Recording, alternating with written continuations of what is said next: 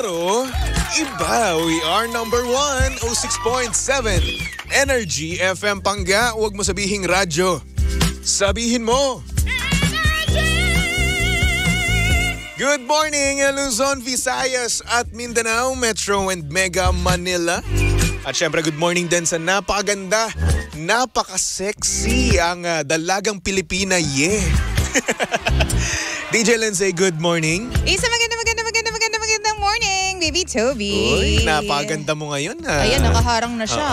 So, ibaba na lang natin to. Ay, so taray naman. Yan. Taray mo Uy. naman. You're so black today. As in, super naman. black. Black is our color of the day, no? Oo. Talaga ba? Wala lang, trip ko lang. Knowing you naman, baka bumabalik ka na sa dati mong pagkatao. Hindi. Dati kasi, di ba, puro black dati, no? Black, Araw-araw, neutrals, no? oo. Kung hindi black, silver, ganun lang. Doon lang umiikot ang color Baka palette ng gray. aking ano. Iba ang gray sa silver. Okay? May damit kang silver? Silver, di ba, light siya. May gray din ako. Silver yung damit mo? Silver na, hindi silver na ano mismo ha. Oo nga. Na ginto, na Na metal accessory. ha. Oo, hindi gano'n ha. Silver na kulay.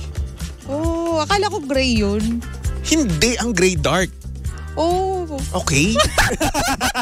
Ang aga-aga. Seryoso yung inquiry ko. Silver yung kulay ng damit niya. Silver. Sure ka dyan? Teka. Hindi ka sure. Di ba may kulay na Gray. silver?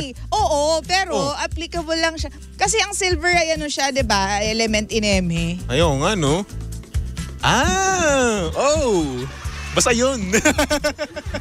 So, paano Hindi kasi may sinasabi rin kasi, di ba, na anong kulay niyan? Silver, ganun. silver sa accessories. Yun pala. Sorry na, bobo na ako. Sige Hindi. na. Naguluhan. Tanga na ako. Pati ako Mangmang na ako. Sige na. Hindi, parang... Ikaw na matalino. Ikaw na Rowan. Ako na Ro4. Sige na. Oo Pati na. kasi ako kinwestiyon ko yung nalaman ko eh.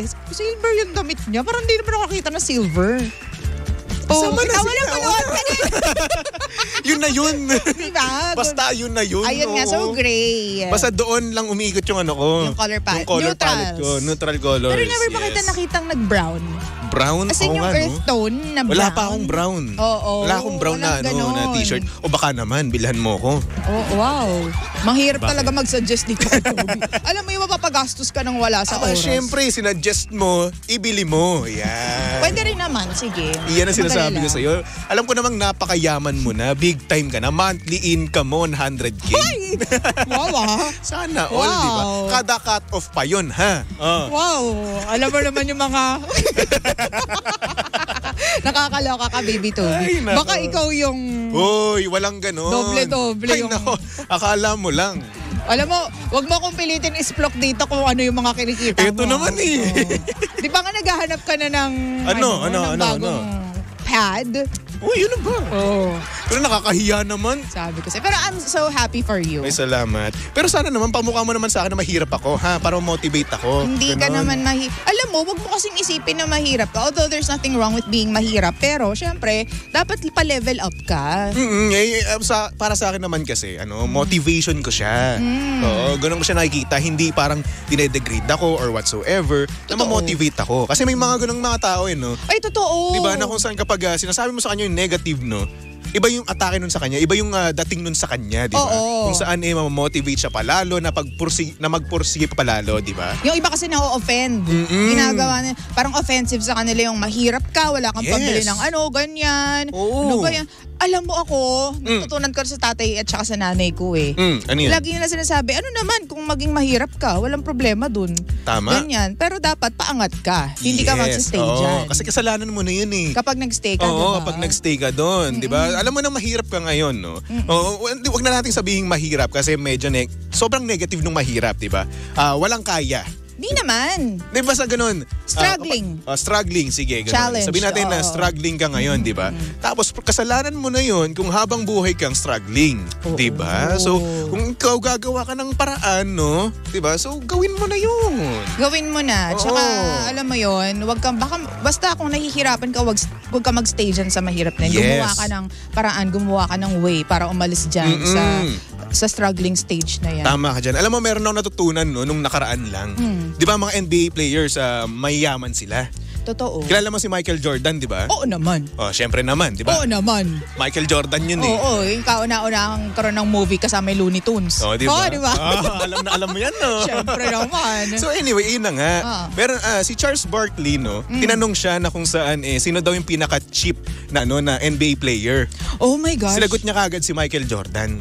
Bakit? Kasi ang sinabi ni sinabi ni Charles Barkley, no, meron daw nang hihingi sa kanya ng change. Tapos, hinampas ni Michael Jordan yung yung kamay ni Charles Barkley. Kung bibigyan niya. Kasi nga daw, kung kaya niya daw manghingi sa'yo ng pera, kaya din daw niya humingi ng order sa mga restaurant, mga ganun. Ganun yung sinabi niya. So, kahit na sabihin natin na medyo kasalanan mo rin naman talaga kung nag-struggle ka ngayon at hindi ka gumagawa ng paraan.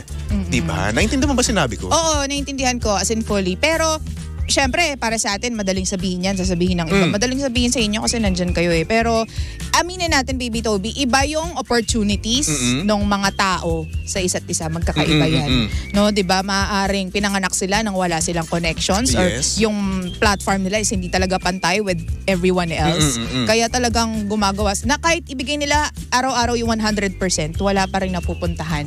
Or kumbaga napakaliit ng porsyento na umaangat sila sa buhay.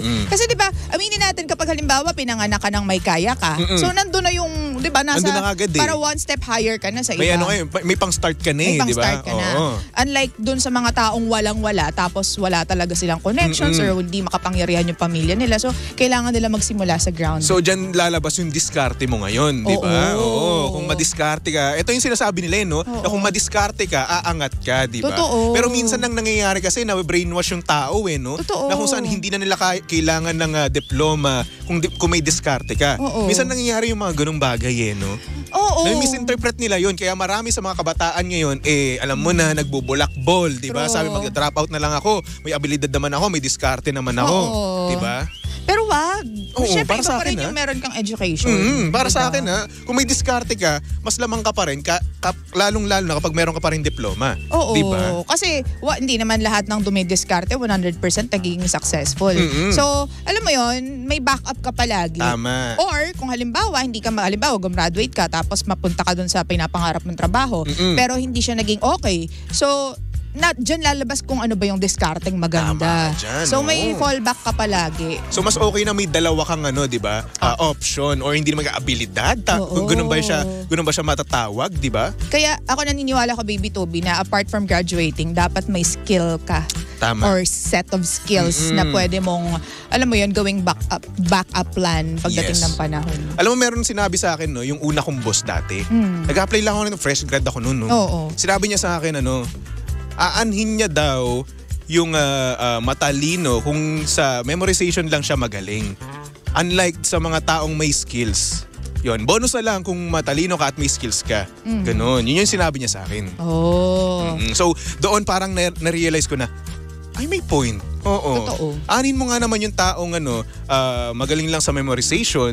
Wherein eto yung tao na sabihin natin hindi siya ganun kagaling sa education, di ba? At pero marunong siya sa mga mga bagay-bagay, like for example sa field natin, editing, di ba? Since doon ako kinuha. So, may alam siya at sabihin na natin hindi ganun pa kapulido, no?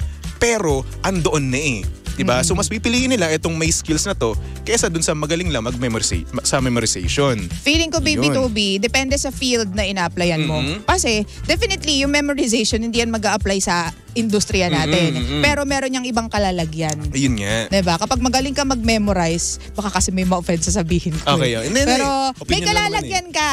Diba? Kung halimbawa, magaling ka magkabisa ng mga theories na nung unang panahon, Big Bang Theory, ito yung mga nangyari. Nakabisado mo yung mga ilang history books. So, pwede kang maging instructor, pwede kang maging, diba? Kasi para maging instructor ka or professor or teacher, dapat mahilig ka magbasa. Mahilig ka, kumbaga magaling yung memory mo when it comes to details. Yes. So feeling ko para dun ka. Diba? Kasi tayo pag memorizein tayo ng mga bagay-bagay. Ay, hindi. Uy! Diba? Karamihan sa amin photographic kami. Oo, lalo na ako.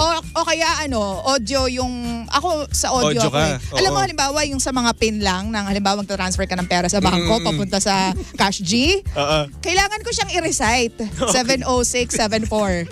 Kasi kapag tiningnan ko lang siya, okay, matatandaan ko, pero mabilis siya mawawala. So, kailangan ko siyang i-recite na 706-741. Okay, para matatype ko siya ng maayos. Oo. Ikaw ba? Pero ako minsan naman ang nangyayari, tinititigan ko lang siya. Tapos for a while, nasa utak ko siya, no? Tapos ayun, maalala ko na siya. Then after that, wala na ulit. Tapos kapag naman nire-recite ko siya, mas malaki yung chance na mawala agad mismo sa utak ko. Ganun yun eh. Oo, baliktad. So ang nangyayari tuloy, di ba, habang nire-recite ko siya, napapa-overthink tuloy yung utak ko. Na mas lalo mo siya makakalimutan. Lalo ko siya nakakalimutan, di ba? Kasi may chance kasi, no, na like for example, 1, 2, 3, 4, 1, 2, 3, 4. Paulit-ulit mo siya. Tapos may papasok sa utak mo since parang may ADHD ka, di ba? So ang iisipin mo, ito na naman tayo, makakalimutan ko na naman to. Hanggang sa ayun na nga, kapag pipindutin ko na mismo, ilalagay ko na mismo yung pin na yun, ayun, makakalimutan wala ko na. O, sabihin ko na, ano nga ulit pre yung yung pin? Ganun. Ganyan siya. So ako, ganun naman yung style ko. Kailangan ko siyang i-recite. Actually, sa mga cellphone numbers, parang na-appreciate ko sa sarili ko sa cellphone numbers. Natatandaan ko siya, pero kailangan ko siyang i-recite. Recite talaga. I-recite ko siya. Hindi ko siya pwedeng tingnan lang kasi okay, matatandaan ko siya siguro good for 5 seconds lang. Ganyan. Kasi promise, yung mga mukha ng mga Facebook friends ko, kung hindi tayo madalas nag-uusap, i-accept kita, pero pag nakita kita sa mall, hindi kita makikilala. Ganon din ako. Ganon ako kalala.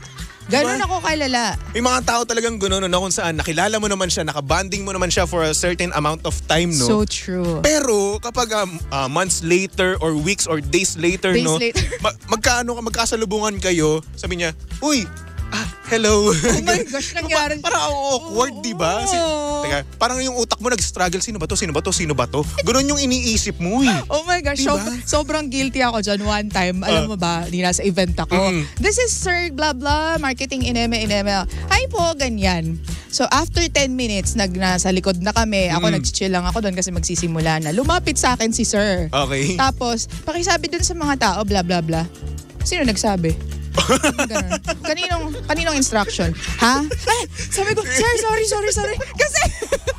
Kasi hindi ko natandaan yung mukha niya. Alam mo, na-imagine ko yung itsura mo nun. Kasi yung kasi kapag like for example, poker face mo, di ba? Kahit hindi ka naman talaga masungit, nagmumukha kang masungit. Di ba? So ngayon, yung parang sabihin na natin, dagdagan pa ng tono, di ba? Parang ang sungit-sungit mo tignan ngayon. Kasi nagsabi, gumanon ako. Diba? Kasi, alam mo yung pinakaayo ko pag nasa events, yung ang dami nagbibigay ng instructions. Sa isang tao lang ako dapat kumukuha eh. Pakisabi po kay ganyan. Tapos si Shell yung magsasabi sa akin. Unless, sila talaga yung pinaka-head nung buong production, tas may director, silang dalawa yung pakikinggan ko. Pero pag iba lang, hindi. Kaya sabi ko, sino nagsabi? Tapos pagtingin ko, ay, sorry po. Ha? Gumanon siya. Ha? Ay, sorry po. Parang naramdaman ko yung yung legit, takot. Legit talaga. Nangyari ulit to kahapon. Okay. Same person. Ako po. Di, rehearsal na, ganyan. Nagpa siya sa gilid ko. Sabi sa akin, hi, DJ Lindsay. Hi. Tapos pumunta siya sa likod ko. Tapos shock, sabi ko, ito na naman siya. Sir, traffic. Gumano lang ako. Yung alam mo, small talk na lang, hindi ko natandaan talaga. Kaya I understand yung mga ganyan. Diba, ang hirap, no? Ang hirap makatanda ng mga bagay-bagay, diba? So, ayun. Ang galing natin. Pero, well, yun nga yung sinasabi namin. Dapat nga, madiskarte ka. Sorry na punta na po sa memorization yung mga kung ano-anong edges namin dito. Pasensya nyo na, bobo lang talaga kami. Kanya-kanya. O hindi naman kaya ako lang. Siya hindi, matalino. Hindi. Ako? Matalino ba yung ganun? Oo. So alam mo yun, kanya-kanyang diskarte talaga sa buhay. Siguro sa akin, no, problema ko rin yun, no, kapag eto takot din kasi ako sa mga tao rin kasi, paminsan-minsan. Grabe naman sa takot niya ako. Kasi kapag, lalong-lalo sa mall, no, ganito, di ba, meron kasing mga personnel dun sa mga certain stall, no, na kung saan, lalong-lalo sa cyber zone. Okay. Di ba, mga kung saan may mga cellphone. Dami dyan. Ang dami. Kumpulan talaga sila, di ba? Nasa labas ng stall mismo nila. Di ba? So ngayon, dadaan lang naman ako. Dadaan lang naman ako. Gusto ko lang naman ng payapang tumingin ng mga cellphone. Titingin ka lang naman. Diba? Titingin lang talaga Window ako. shopping ba? Siyempre, mga lalaki, di ba? Gustong-gusto ng mga gadgets, di ba? So ako, titingin lang naman latest, ako. ganyan. Latest, di ba? Titingnan natin kung ano yung mga specs na maayos, di ba? Lalong-lalo na sa mga games, no? So ang gagawin natin, lalakad lang tayo, di ba? Tapos, sir, baka gusto niyo po ng tapos ayun, nakumpulan na sila. Ayun na, susundan ka na. Kaliwat kanan. Sir, baka gusto niyo po, sir. tigilan niyo ako. Kukuyogin ka na nila hanggang sa yung gusto mo lang naman maghanap, hindi ka na makakahanap kasi nga. Diba? Gusto mo lang tumingin-tumingin, di ba, ng mga laro, di ba? Tapos kapag mayroon ka nagustuhan, di ba, bibilhin mo. So ganun, ang gagawin mo tuloy ngayon, maglalagay ka ngayon ng earphones, ng headphones, no? Tapos kunwari may kausap ka, di ba? So ngayon, ang gagawin mo, lalakasan mo yung volume ng iyong pinapatugtog. Para nang sa ganun masabi nila or ma-indicate na kung saan wag mo akong kakausapin. Ayoko ng kausap. Ganun. Yan ang kalamitan na kinakatakutan ng mga introvert. Yung makuyog sila. Yung makuyog. Yung magkumpol-kumpol sa harap mo. Ganyan. Totoo naman yan. Minsan sa department store din, may lalapit sa'yo, "Sir, ba gusto niyo po na?" Hindi po. Alam mo, hindi mo rin iiwasan sa ganyan, yung mga ganyang pagkakataon. Kasi naging salesperson na din ako Okay. Iba lang yung setting, diba, para sa radyo. So talagang para makabenta, gagawin nila yan. Tama. Diba? Kaya ako ay politely decline.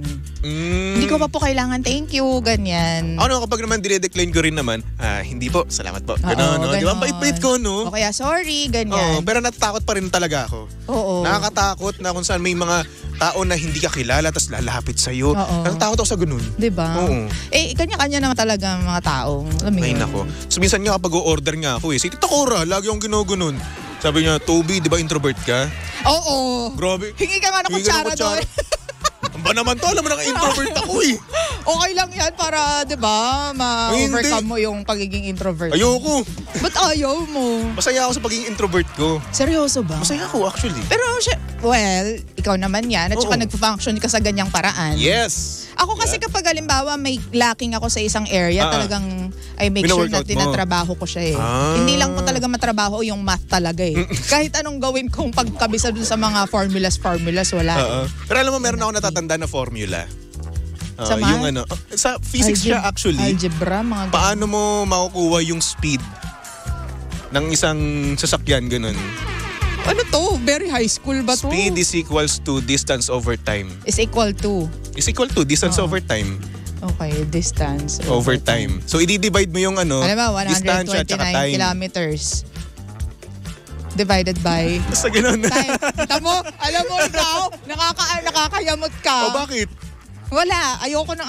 Tapos na tayong mag-aral. Ayoko na. Ayun lang kasi natatandaan ko. Tapos yun kasi paikot siya Parang meron siyang triangle, no? Tapos speed, distance, time, ganun siya. Tama na, Toby. Pag-usapan na lang natin na mataas ang presyo ng mga manok ngayon. Sumusuko. Diba? Ayun lang naman na natatandaan ko. Pero yung mga Pythagorean theorem, ayoko na nun. Cannot be. Mga pi na yan. Cylinder. Yung pi, alam ko yun. 3.14. Alam mo yun? Hindi. Ay, natandaan ko lang. Pero masarap yung buko pie. Uy, masarap nga yung buko pie. Depende sa kung saan ginawa. Mango pie, masarap din. Tsaka egg pie. Gusto ko yun. Egg pie. Oo, di ba? Medyo hindi ko gusto yung mango pie. Bili ka nga mamaya. Egg pie? Sige. Tapos libre mo ako. Ba? Yan ang sinasabi ko sa'yo. Ang bilis mo kausap. Sama mo na lang ng kape. Narinig niyo po ba si Toby? Alam niyo na. Total, may nagtatanong sa atin kung ano daw yung gusto. Nakita ko yun, hindi mo man lang ako nireplyan. Saan? Doon sa NGL mo.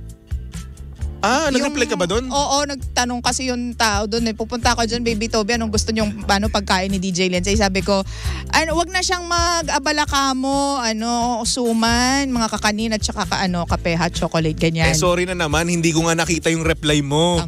Kasi nga single ako, wala akong kausap, wala akong pakialam sa inbox ko. Okay? Wag ako. Bakit wag ako, naman? Baby Toby. Parang ako na lagi mali. No? Hindi. Ito may mga nag-comment na. Tapos tatawagin kang pogi. Siyempre, pupunta ka kasi respeto lang. Uy, depende yun sa tawag nga pala sa'yo, no? Kapag pogi, like for example sa palengke, no? Kahit hindi mo naman kailangan, pogi, bili ka na. Pupunta ako doon, syempre, bibili ko. Ganun yun. Naniniwala ka naman, binobola ka lang. Abay, syempre. Minsan ka lang masabihan or matawag na pogi, di ka pa pupunta doon? O hindi naman oy, ganda-ganda. Hindi. Pupunta doon? Hindi ko naman kailangan yung binibenta niya. Bakit naman ako pupunta? Ba't naman ako bibili? Kasi nga ako, ganun ako. Sayang pera. Ikaw, hindi ka nagtitipid. Alam mo kasi, tayo... Para lang sa pogi, tawagin na lang kitang pogi. Ayoko, hindi na ako naniniwala sa'yo pag tinatawag mong pogi. Ay, naku. Hindi ako naniniwala Pogi. Iba kasi ang feeling, no, kapag ibang tao ang nagko-compliment sa'yo. Bakit? gusto Kahit mo nasabihin natin pabiro. Bakit kasi gusto mo ng validation and compliment from other Hindi people? naman kasi, nakaganda lang kasi yon ng mood mo, di ba? O, Pogi, aliga dito. Kasi since nga single ka nga naman talaga, no? Walang makaka-appreciate sa beauty mo, sa kagapuhan mong taglay, di ba? Hoy, so ayun, ganun excuse yun. me, hindi lahat ng taken na-appreciate yung ganda. Oy. Teka. Hindi lahat ng taken nasasabihan ng ang ganda-ganda mo. Anyway, mga pangga, change topic na tayo. Masyado kang kakampi ni Romel, ha? Ba, syempre naman. Oo, ang mga lalaki dapat nagsanggan dikit dyan. Ganun. Alam mo, gandang-ganda sa'yo si Kuya Romel. Kung alam mo lang. Kahit off mic, si Romel laging pinagtatanggol ni Nino? Si Toby. Nakalimutan yung pangalan. Parang ikaw yung caller ko kanina. Hindi alam yung pangalan ko. Tumawag saan kanina, Sabi, tinanong ko ano pangalan ko. Hindi ko po alam eh. Nakalimutan ko po. Hirap daw banggitin. Bakit? Paano naging mahirap yung baby tsaka Toby? Anong tinawag niya? Bakit siya tumawag? Nagkwento about sa kanyang relasyon. Okay. Ganun. Wala, ininggit lang ako. Sa relasyon niya? Kamusta naman yung relasyon niya? Okay naman daw, oo. Pero yun nga, nagsiselos nga daw yung jowa niya, yung girlfriend niya, kapag tumitingin sa ibang mga babae. Which is normal lang naman kapag nasa public kayo, di ba? Pero pag ganyan, pag tumingin ako, tusukin ko yung mata. Di ba?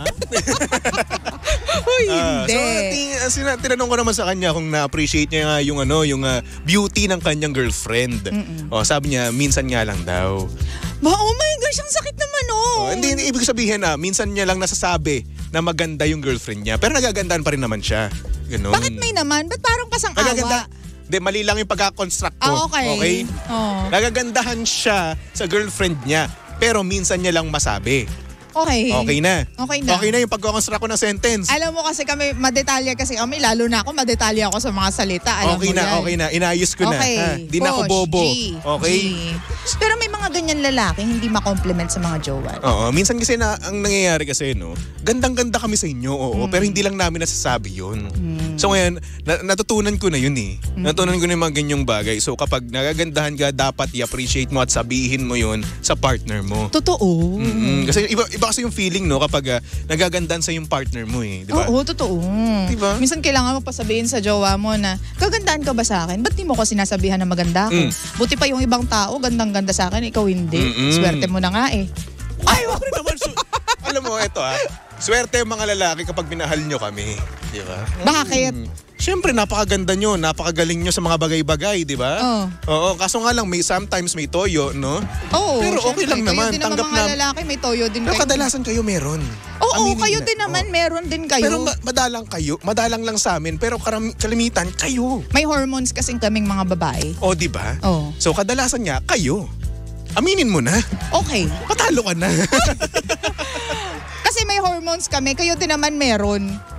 Minsan-minsan lang kami. Once in a blue moon. Masyado lang na stereotype yung mga babae na may toyo, may topak. Pero ang katotohanan, may topak din kayo mga lalaki. Hindi. Mas malala nga yung topak ninyo eh. Kapag kami tinopak, once in a blue moon nga lang. Pagbigyan nyo na, mapapagbigyan pa yun eh. Kayo araw-araw kapag trip nyo lang. Uy, pag trip nyo lang. Oo. Sinong babaeng gustong mag-inarte araw-araw? May kilala ko. Oo naman. Gusto mo sabihin ka pangalan? Ikaw bahala ka. Yes, Gusto mo ba? Nakakaloka. Pero may kanya-kanyang attitude ang mga lalaki at babae. Kaya naku, huwag nyo sinasabing babae lang may attitude o tinotopak. Pero kadalasan niya kayo lang. Hindi. Sige, paglaban mo pa. Oo nga. Sabi dito, talaga swerte si DJ Toby kay DJ Lensay. Swerte ako bilang kaibigan sa kanya. Oo. Pero as lover, hindi. Swerte talaga ya. My goodness. Diba? Ito na to. Siyempre naman. Lensay mo. Yan, namimigay ng pabango yan eh. Uy. Charot lang. Ikaw talaga. Ang swerte ko din naman. Alam mo, ito totoo lang ha. Ano ito, ba? pag nagsabi ako totoo. Si Toby yung partner na wala kang kaproblema. May mararamdaman mo lang na naiinis siya kapag dinadaldal ko siya tapos may ginagawa siya doon sa loob. Yung nag-ooperate siya nung SOCMED live namin. Tapos dadadalin ko siya. Huy, alam mo ba yung ganyan? Alam mong naiinis na siya kasi hindi siya tumitingin sa'yo. FYI, hindi ako naiinis nun. Or nababother, ganyan. Hindi, nagmumultitask lang ako nung time na yun. Kasi syempre, di ba, alam ko naman, di ko tignan yun, di ba? Habang ino-operate ko, di ba? Oo, kaya yung halimbawa nagtatrabaho siya, tapos ang ingay-ingay namin dahil meron akong kakwentuhan, ganyan. Nararamdaman kong si Toby, Hindi. Alam mo naman napagsakaluoban ko mga pinagagawa ko sa'yo. Hindi, oy. Nako, bukal yun sa puso ko. Oo nga, kaya nga swerte nga ako sa'yo. Sige nga, libre mo ako. O yung sabi dito, DJ Lindsay, ikaw lang po yung kilala ng caller ni Baby Toby kanina.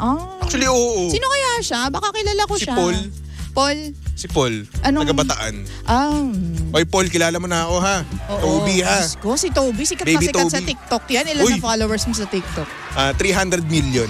Oh my gosh, ikaw na talaga. Ang sabi pa dito, minsan yung iba, porket di sinabihan ng ganon, hindi na mahal agad. Oo, yung pa iniisip nyo. Di naman, grabe ka naman. Anyway, saka na natin pag-usapan yan, no? Since OT na tayo. Napadami na naman. Saan kasi napunta? 7:56 on the clock, mga pangga. Kaya naman susunod na, napakaganda, napaka-sexy DJ Lindsay para sa programang Lihim ng Liham. And of course, nakasama mo't nakalandian ang hot baby boy ng radyo. Walang iba kundi si Baby Toby. At syempre, pangga, i-follow nyo ako sa lahat ng aking social media accounts. Hanapin nyo lang Baby Toby 1067, okay? Okay. Tumutok lang dito sa isang syong same pero iba. We are number 1, 06.7 Energy FM. Pangga, wag mo sabihing radyo. Sabihin mo.